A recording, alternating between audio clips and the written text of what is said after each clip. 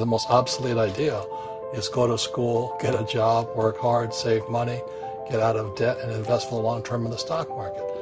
See, why would you save money when they're printing trillions of dollars? The gap between the 1% and 99% is massive.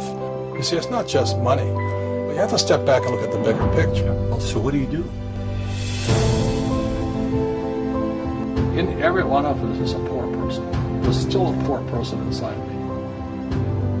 There's also a middle class person. And the middle class person wants security. They want that steady paycheck. And that is a rich person. And they're all inside of us except that it's not taught. You're taught to go to school, get a job, and get a paycheck. You're not taught how to get rich. If you read Rich Dad, Poor Dad, my rich dad refused to pay me. He said the paycheck was one of the most damaging things you could take in your life. He says the moment you take a paycheck, you're an employee. And that's the mindset. So my rich dad never paid me. He drove my poor dad, government employee, nuts. You gotta pay people, you gotta pay people. And Rich Dad was not saying that the paycheck was bad. He says he didn't want to be a slave to money. So as an entrepreneur, if Rich Dad folded, I just started another company. I don't need a paycheck. I don't need anybody to take care of me.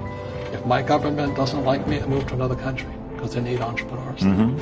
So the entrepreneur is not so much the business. The entrepreneur is really the mindset and the skill sets and the different set of rules. You see, I don't operate, small business does not operate in the same rules as big business. Entrepreneur is a mindset first, a skill set, and rules. And depending upon whether you're an employee or a small business, mm-hmm. the rules are different.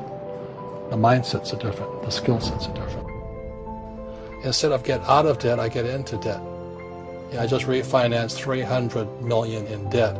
I went from 5% to 2.5% interest. I made a fortune. Every month, more money comes in because my cost of money has gone down. So while some financial experts are saying get out of debt, I'm saying learn how to use debt. See, when I came back from in Vietnam in January of '73, the first thing my rich dad said to me was go to school to learn how to invest in real estate. It wasn't real estate, it was how to use debt and taxes. Debt and taxes make the rich richer. Debt and taxes make the poor, middle class, poor. So all the rich guys who are doctors or lawyers or, those guys, they're getting creamed. They don't know why. Doctors are getting creamed. Oh yeah, they're making more money, but the take home is less. Sure. My doctor just yelled at me. He's happy. He says, "Oh, guess what? I finally made $1 million." And I said, "Yeah, this was just 3 weeks ago." And so I said, "Yeah, well, how much you pay in tax?" He says, $750,000 in taxes. So his net was about $400,000. That's not bad. But when I make $1 million, I keep $1 million. And the reason is because I don't make it by working for money. See, if you work for money, you're taxed. So that's why lesson number 1 in Rich Dad, Poor Dad is the rich don't work for money. What we do instead is we create businesses as entrepreneurs. We acquire real estate. I don't invest in the stock market. So the reason is because as entrepreneurs, I have more control over my income, how much I make, and how much I pay in taxes. And because I'm an entrepreneur as well as an investor in real estate, I pay 0 tax. So every time I make, let's say, $1 million as an entrepreneur, I immediately invested in real estate. I have a 4-to-1 step up. So I put $1 million in real estate. I get $4 million from the bank. That's why I love banks. But the banks are screwing everybody else. Terrible, but it's good for me. That's why you say when you print, it's good for you, but when you print, it's bad for people that work for money. Because when you print, savers get creamed and people who work for money get creamed. When they print, debtors get rich. You see, debt and taxes make the rich richer, and debt and taxes make the poor middle class poorer. So when we have obsolete ideas, we get obsolete results. So what's happening for most people, the idea of going to school, getting a job, working hard, saving money, getting out of debt, buying your house because it's an asset, investing for the long term, is obsolete. The world has changed. The world changed in 1971 when President Nixon took us off the gold standard and money became debt.